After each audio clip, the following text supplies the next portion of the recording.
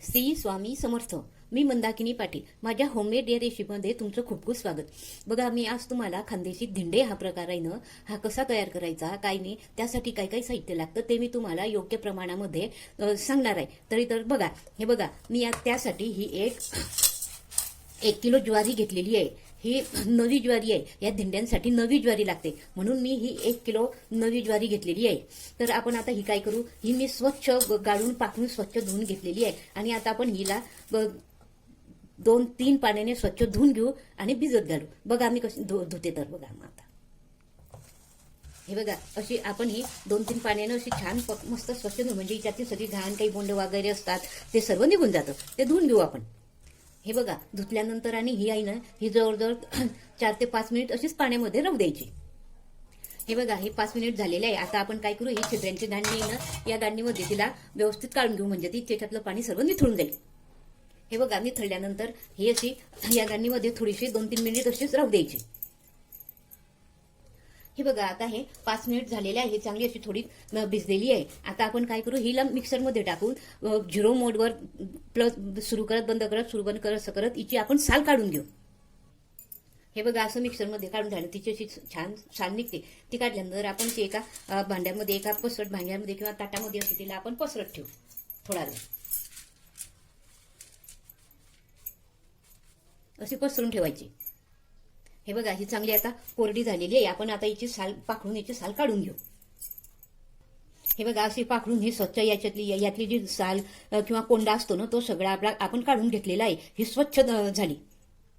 हे बघा, ती स्वच्छ झाल्यानंतर आपण एका भांड्यामध्ये किंवा डब्यामध्ये तिला पाण्यामध्ये भिजत घालू 1 दिवस आणि 1 रात्र. ज्या दिवशी सकाळी आपण तिला भिजत घालायची, चांगली स्वच्छ झाल्यानंतर आपल्याकडे जसं जमेल तसं ती एका डब्यामध्ये भिजत घालायची 1 रात्र आणि 1 दिवस.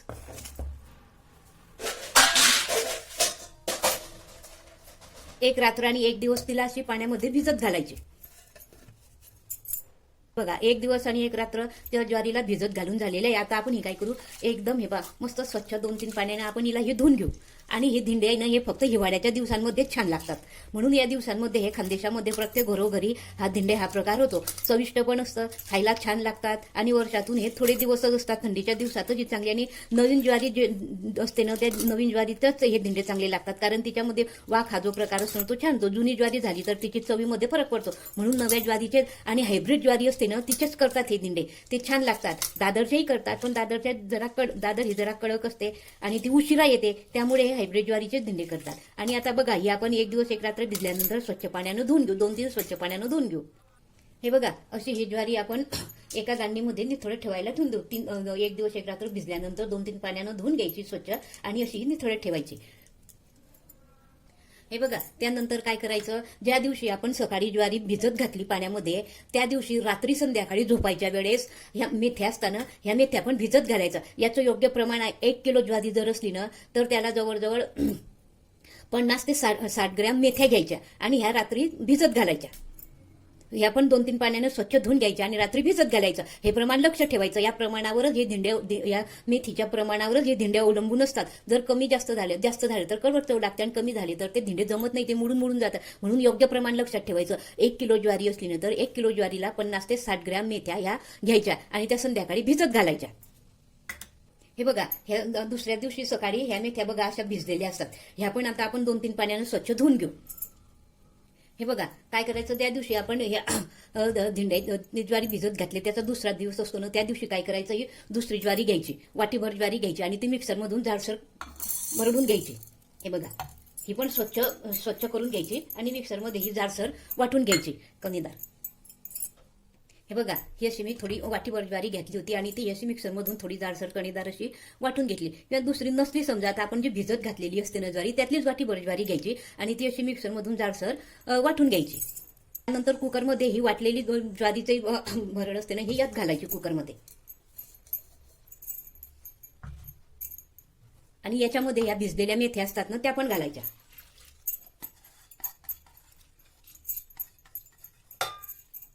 आणि याच्यामध्ये भरपूर पाणी टाकायचं. ती वाटलेली भरड असते ना, ते पण 1-2 पाण्यानं स्वच्छ धुवून घ्यायची. बघा, मी स्वच्छ धुवून घेतली आणि यामध्ये असं भरपूर पाणी टाकायचं. हे बघा, पाणी टाकल्यानंतर हे कुकरचं झाकण लावून जवळजवळ पहिली शिटी हे गॅसवर चढवायचं. हे बघा मी एक कुकर गॅसवर ठेवलेला आहे. आता गॅस सुरू करते. गॅस सुरुवातीला फुल याच्यावर गॅस राहू द्यायचा. एक शिट्टी होईल ना तोपर्यंत फुल राहू द्यायचा. आणि नंतर मग मीडियम याच्यावर जवळजवळ 8 ते 9 शिट्ट्या होऊ द्यायच्या. हे बघा आपली ही एक शिट्टी झालेली आहे. आता आपण गॅस मंद याच्यावर करू. मंद याच्यावर आपण अशा ह्या जवळजवळ 8-9 शिट्ट्या घेऊन घेऊ. हे बघा अशा आपल्या ह्या 8 शिट्ट्या झालेल्या आहे. आता आपण गॅस पूर्णपणे बंद करू आणि गॅसचं हे पूर्ण प्रेशर निघेपर्यंत आपण हे गॅस असं कुकर असंच ठेवू. पूर्ण थंड होऊ द्यायचं त्याला. हे बघा अशा 8 शिट्ट्या झाल्यानंतर हे कुकर एकदम पूर्ण गार झालेला आहे. आता आपण ओपन करून घेऊ.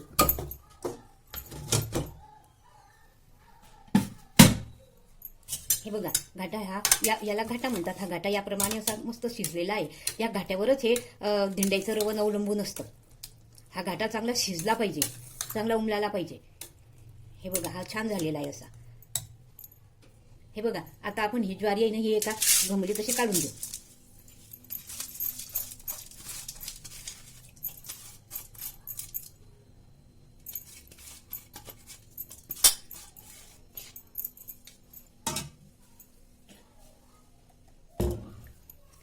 आणि हा शिजलेला घाटा आहे ना हा या ज्वारीमध्ये कालवायचा. हे बघा याच्यात टाकून द्यायचा असा. आणि ज्वारी आणि हा घाटा असा चांगला एकत्र मिक्स करायचा. हे बघा असं.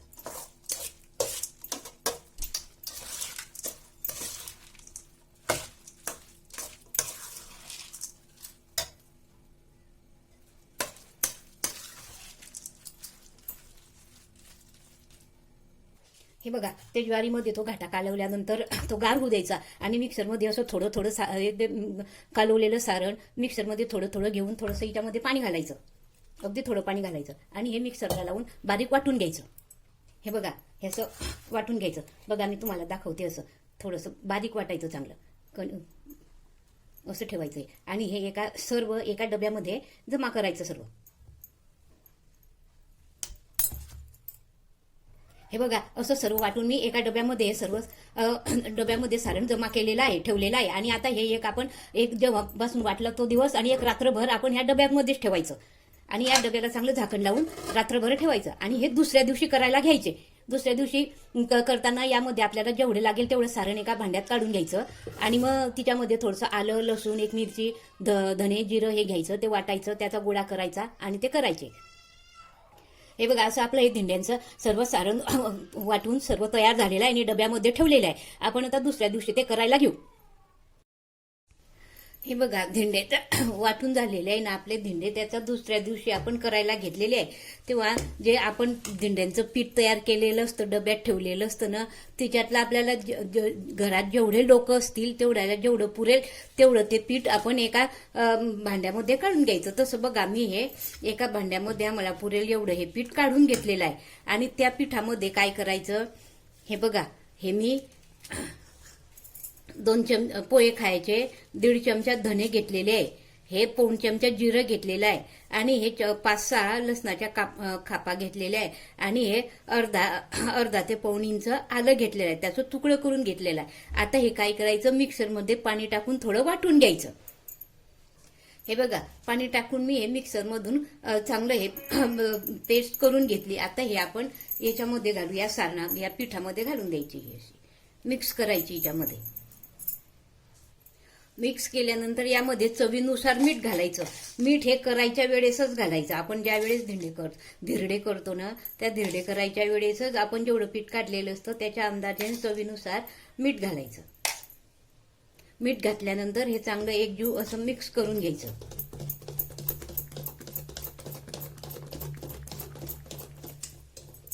पण बघा घट्ट पातळ साधारण असं ठेवायचं. हे बघा असं, याला जास्त पातळ पण करायचं नाही आणि जास्त घट्ट पण करायचं नाही, असं ठेवायचं हे साधारण.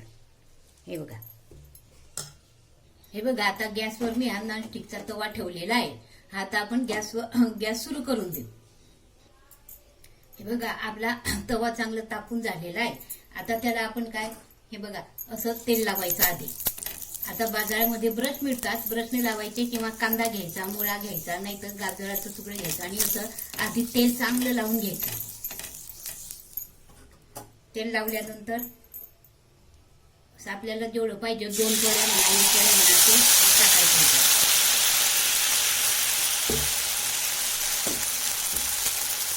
आणि असे थोडे पसरवायचे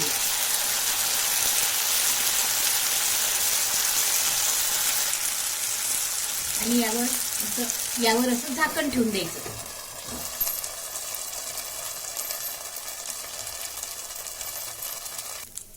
यावर झाकण काढल्यानंतर यावर थोडंसं तेल टाकायचं, आजूबाजूने पण थोडं तेल सोडायचं.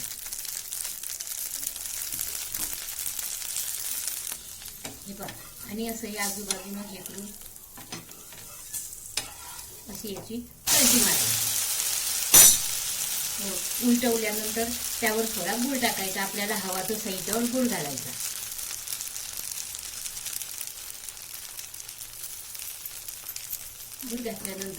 गूळ घातल्यानंतर त्यावर पण थोडंसं तेल टाकायचं.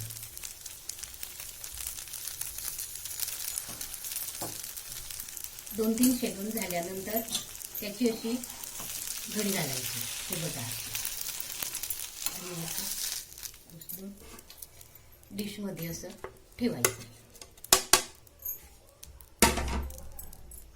परत टाकायचं झाल्यास परत तेल लावायचं. हे बघा असं आधी तेल चांगलं रगून घ्यायचं.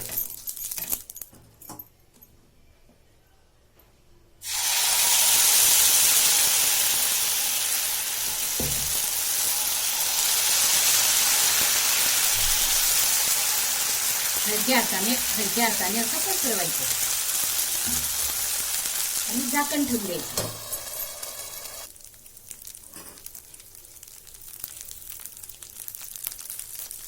थोडं तेल टाकायचं.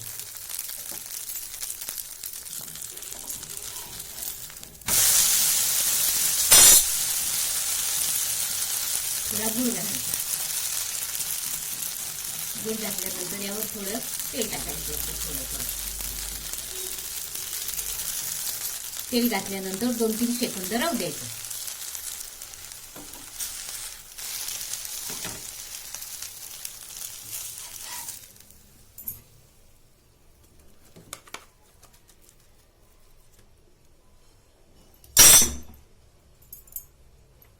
हे बघा असे हे एका प्लेटमध्ये असे रथ द्यायचे आपल्याला.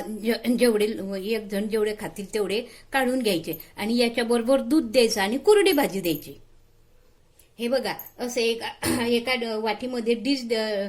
वाटीमध्ये किंवा डिशमध्ये दूध द्यायचं. ज्याला दुधाबरोबर खायची असते त्याला ज्याची त्याची आवड असते दूध द्यायचं आणि कोरडी भाजी आपल्याला जे आवडेल ती कोरडी भाजी करायची. मी वालाच्या शेंगांची भाजी केलेली आहे. आणि हे बघा हे धिंडे आहे ना हे खेड्यामध्ये जास्त प्रमाणात करतात म्हणून ते ज्वारी गिरणीमधून पण त्याची पॉलिश करून आणतात. कमी प्रमाणात असतं तर घरी मिक्सरवर पण काढतात. आणि हे धिंड्यांचे हे जे धिरडे जे आहे ना हे ज्वारीचे धिरडे हे या पौष महिन्यामध्ये हिवाळ्यातच करतात. कारण ते जास्त आंबट होऊन जातं ना म्हणून ते हिवाळ्यामध्येच करतात. या दिवसावरच करतात ही रेसिपी. बघा तुम्हाला ही माझी रेसिपी आवडली असल्यास लाईक करा, शेअर करा, सबस्क्राईब करा. धन्यवाद आणि माझे पुढचे व्हिडिओ पाहण्याला विसरू नका.